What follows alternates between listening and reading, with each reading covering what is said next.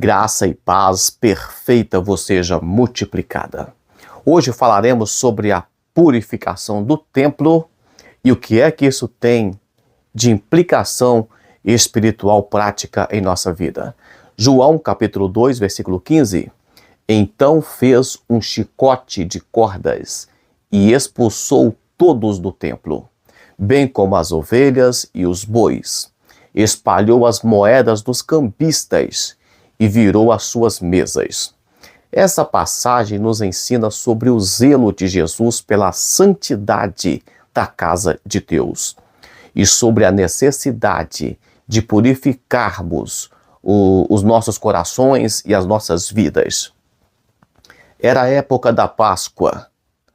A festa judaica e o templo de Jerusalém estava lotado de peregrinos. Mas em lugar de adoração, de reverência, o templo tornou-se um mercado caótico, onde animais eram vendidos e cambistas trocavam as moedas. Jesus, indignado com essa profanação, ergue um chicote de cordas e começa a fazer ali, expulsar, como se fosse hoje, né, a polícia expulsando os camelôs, os cambistas. Então vemos aqui o zelo de Jesus pela casa, né, pelo local de adoração, embora já havia deixado bem claro que os verdadeiros adoradores adoram em espírito e em verdade, porém sabemos que as coisas de Deus, escolher um templo para local de adoração, deve ser feito sim, com respeito, com reverência e com amor às coisas de Deus. Quando lemos esse texto, lembramos logo da igreja, dos templos, onde geralmente vende-se alguma coisa ou pedem dinheiro. Porém, em vez de ficar criticando a igreja nos dias de hoje, precisamos de olhar para dentro de nós mesmos e perguntar: o que é que essa purificação tem a ver com nossas vidas? Será que eu também tenho que purificar o meu coração, já que eu sou um templo do Espírito Santo?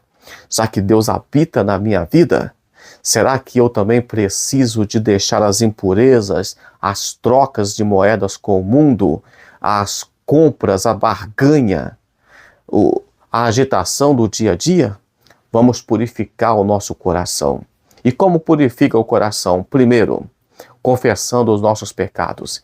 Reconhecer os nossos pecados diante de Deus e pedir perdão. Segundo, arrependimento. Mudar a nossa maneira de pensar e agir, buscando viver de acordo com a vontade de Deus.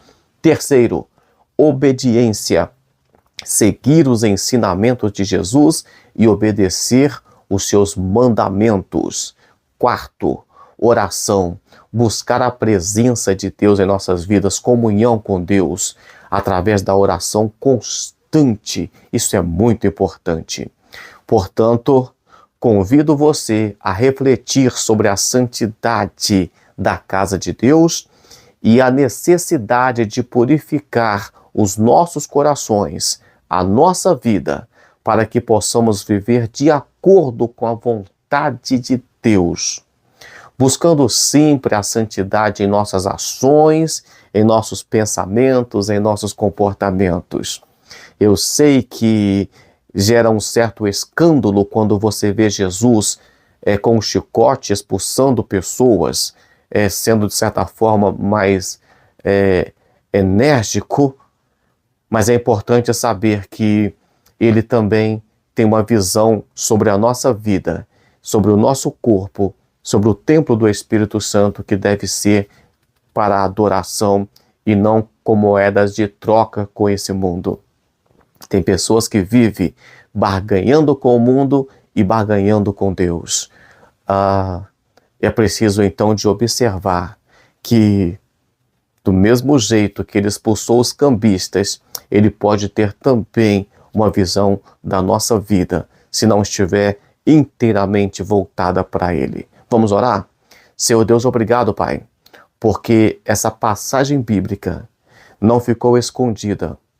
A palavra do Senhor revela o momento que o Senhor teve a energia para expulsar cambistas, para enfrentar pessoas, pecadores. Deus, nós aprendemos hoje que da mesma forma que o Senhor revoltou contra aqueles que faziam de um templo físico local de trocas e de venda e de comércio, o Senhor também pode, meu Pai, ficar triste com as nossas escolhas, com a nossa vida, com o nosso comportamento. E se não somos um templo do Espírito Santo, se não oferecemos o nosso corpo como sacrifício vivo e agradável ao Senhor, nós podemos também, Pai, ser rejeitados pelo Senhor. Muito obrigado por ter nos aceito e por ter nos revelado essa palavra. Me diz aí se você acha que Jesus foi muito radical, ativista, sei lá, ou se você acha que nós precisamos de preocupar com a nossa vida, em vez de ficar criticando as igrejas no dia de hoje.